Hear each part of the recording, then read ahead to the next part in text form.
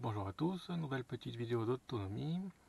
Donc cette fois cela concerne le chauffage de l'eau par panneau solaire photovoltaïque. Donc là on va attaquer la partie 2. Alors dans cette partie je vais vous parler de le système de relais statique, d'interrupteurs pour commuter les charges, commuter le panneau solaire sur des charges de sortie. Parce qu'on ne peut pas utiliser des relais classiques 220 pour faire ça. Voilà. Donc je vais détailler ça, je vais essayer de faire un système simple et compréhensible par tout le monde. Donc ce sera de l'électronique un peu, mais de niveau scolaire, quoi, quelque chose de vraiment très simple, très léger. Voilà, pour pas vous embrouiller, donc faire quelque chose de compréhensible par tout le monde. Voilà. Donc on laisse tomber la partie. Donc là en fait je pars de ce plan de ce flux d'énergie parce que là j'ai pas fait de plan pour cette partie-là. Le but étant de faire un truc très simple, je vais vous dessiner ça à la main vite fait.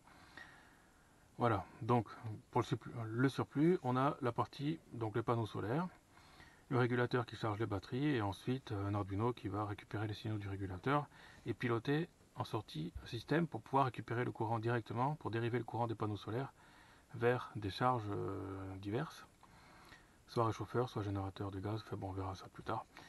Donc voilà, je vais détailler en fait la partie ici commutation, parce qu'on peut pas, voilà, parce que c'est un peu délicat.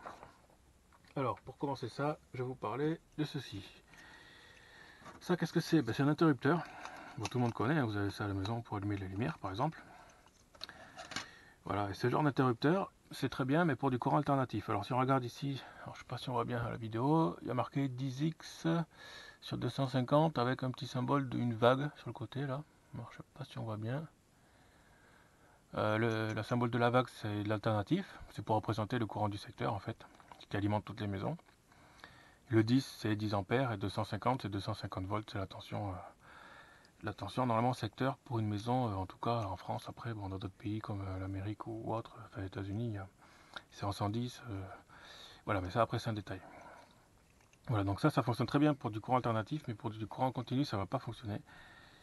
Enfin, ça va fonctionner, mais sous un certain seuil, en fait. Au-delà, l'interrupteur va cramer. Et si on utilise les mêmes caractéristiques ici, donc 10 ampères en 250 volts, mais à la place de l'alternatif, si on met du continu, il va prendre feu, parce que c'est pas prévu pour.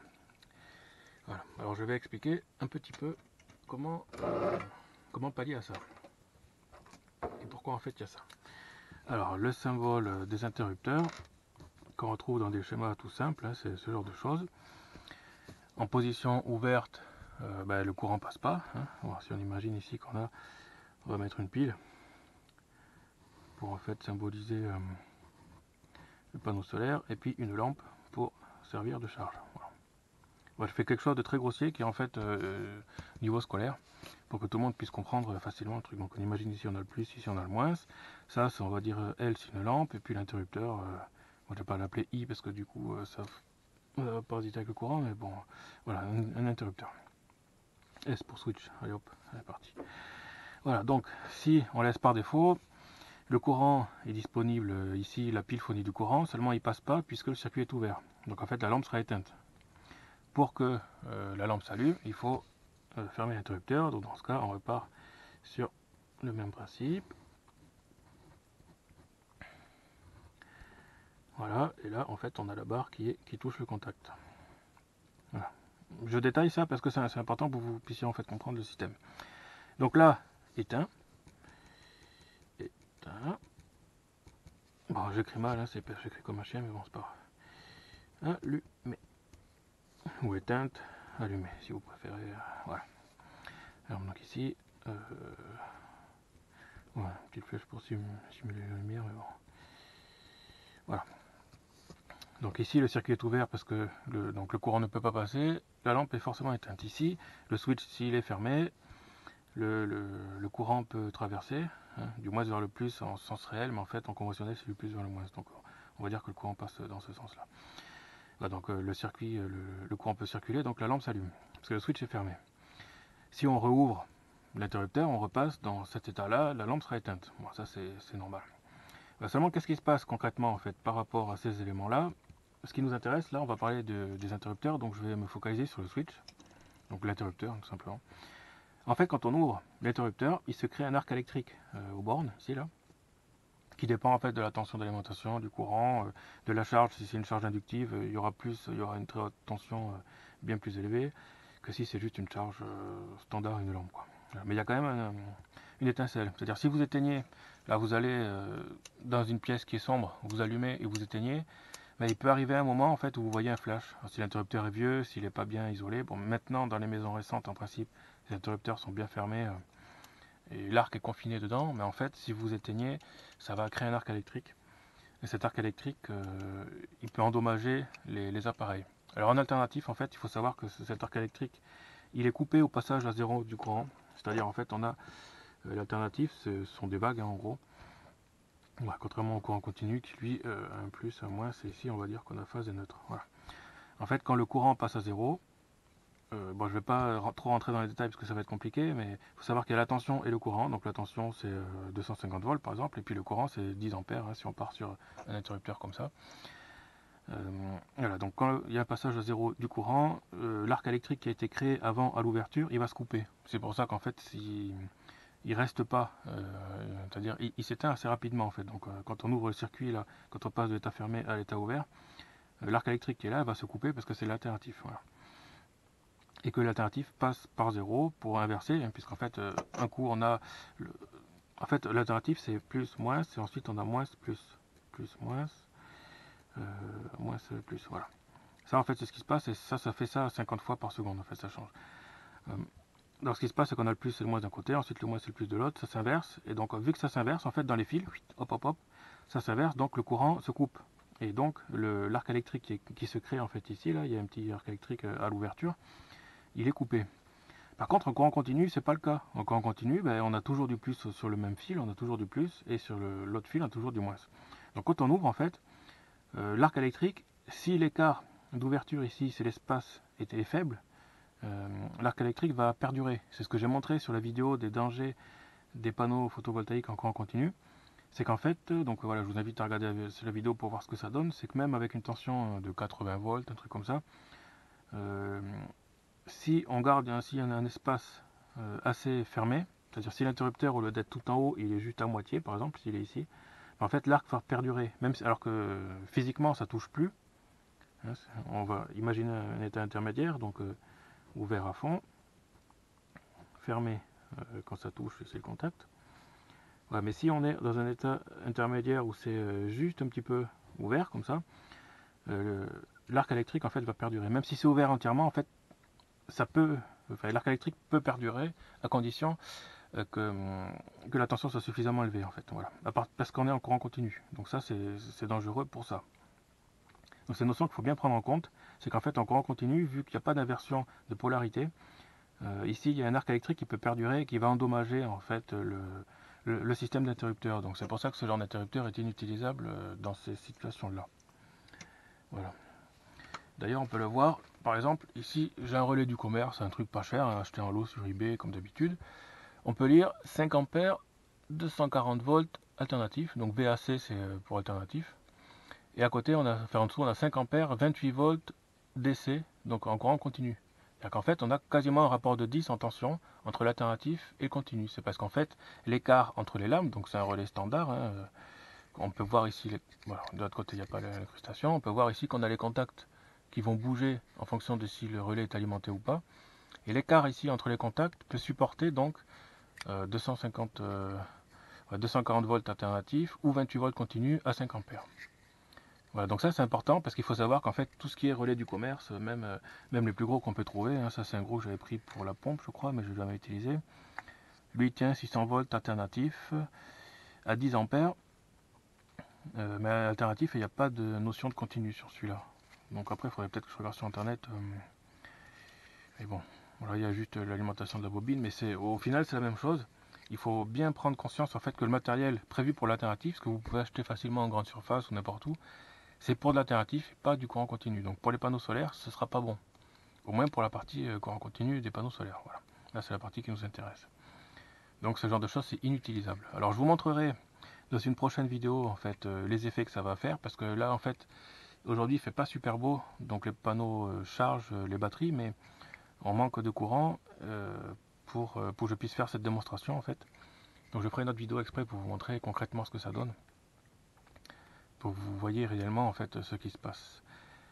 Et voilà, parce que là en plus on va se taper une semaine de flotte, donc ce sera pas pour tout de suite, ce sera peut-être pour le week-end prochain s'il fait beau.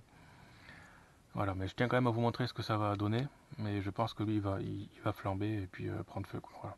Donc je vous montrerai ce que je fais. Bien sûr c'est des expériences que vous ne devez pas refaire à la maison, hein. Moi je sais ce que je fais, donc voilà, ne faites pas ce genre d'expérience à la maison.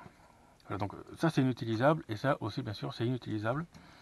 Voilà, tout comme le gros relais, là on peut se dire ouais, c'est super, il est énorme machin, mais en fait non, il est pour l'alternatif. Le courant continu, il faudrait regarder sur internet par rapport à la référence s'il tient du courant continu, mais c'est pareil quoi. Donc c'est une histoire de distance de contact. Alors qu'est-ce qu'on peut faire du coup pour faire un interrupteur qui fonctionne en courant continu? Alors il existe sur internet qu'on peut trouver ces petits modules là, j'en ai déjà parlé dans une autre vidéo à propos des relais statiques contrefaits, de contrefaçon, donc qu'il faut faire attention dans certains relais statiques. Donc ça c'en est un, mais je ne sais pas celui-là si c'est une contrefaçon ou pas, il faudrait que je l'ouvre pour voir comment il est foutu dedans.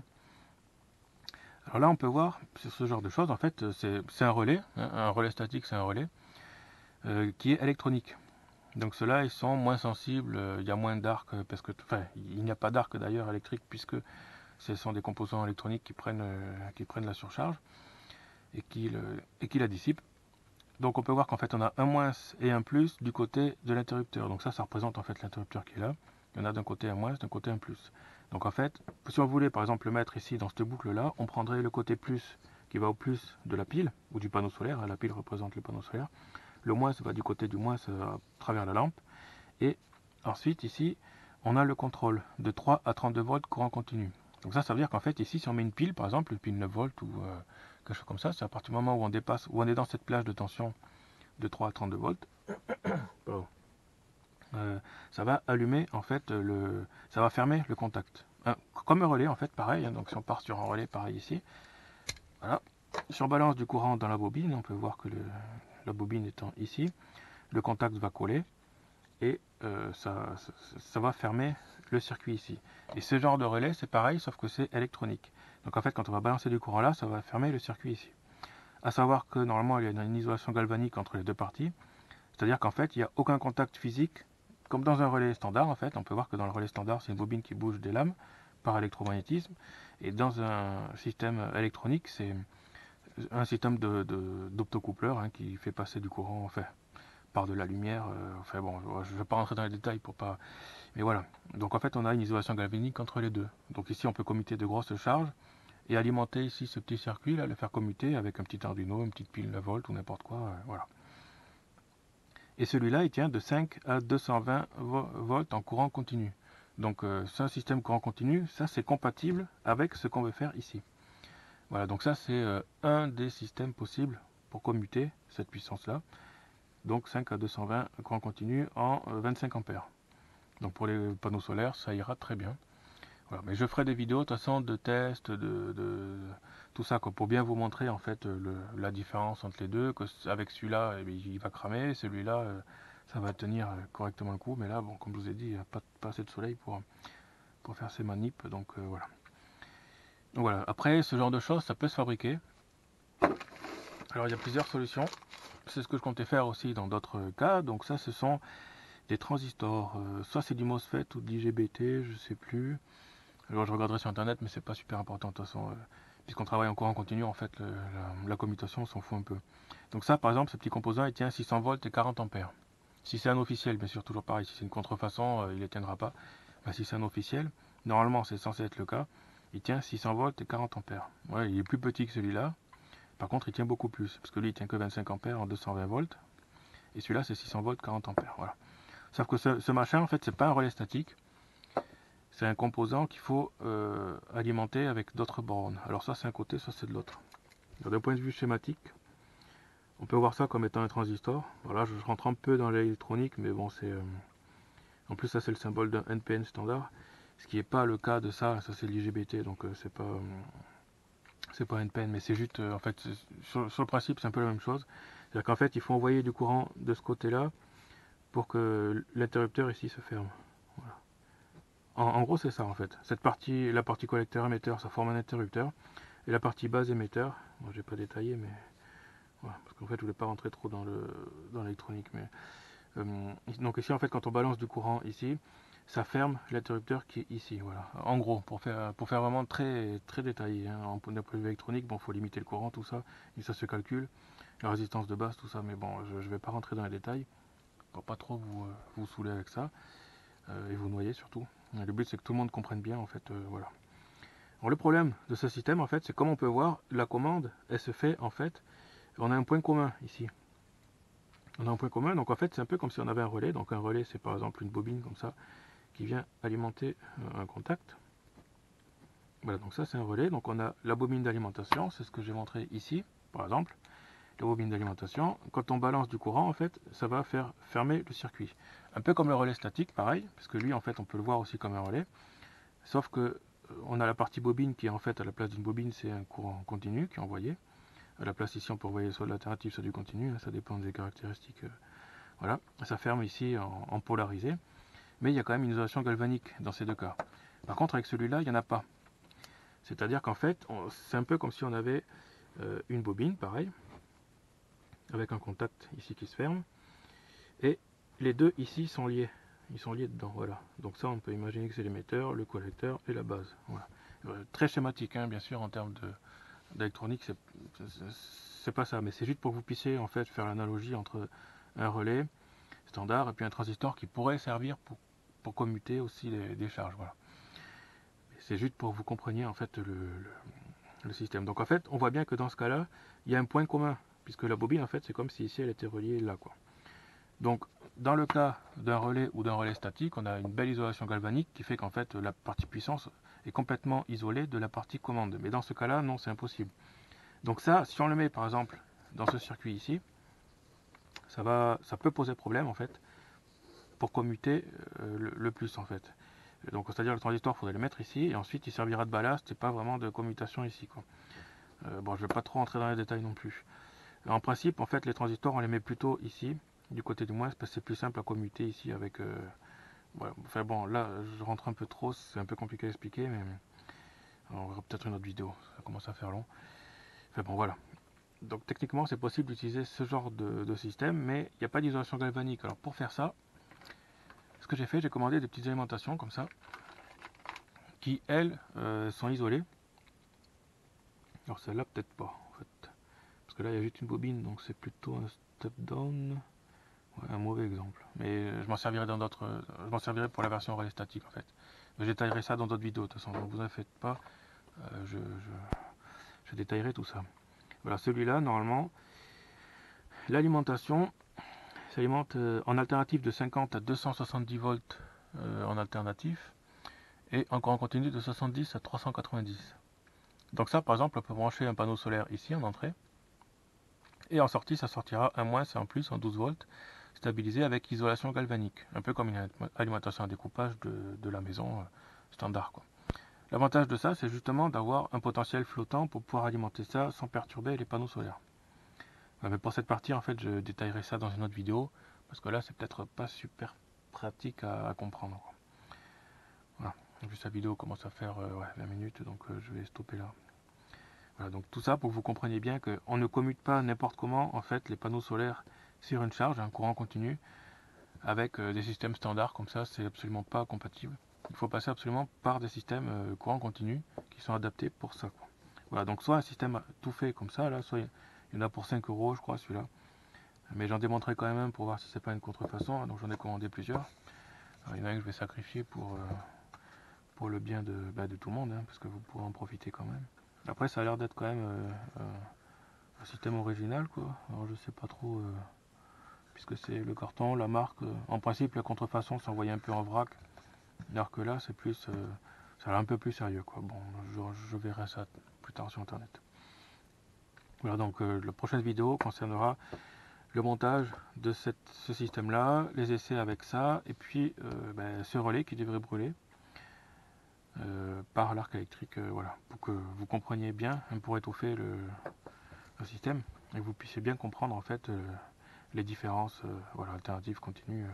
Voilà, donc là, c'était juste pour vous expliquer quel type d'interrupteur en fait on peut utiliser pour commuter directement les panneaux solaires sur des charges en courant continu. Toujours pareil, le but c'est du courant continu. Voilà. Donc voilà, je m'arrête là. Voilà pour cette petite vidéo. À plus.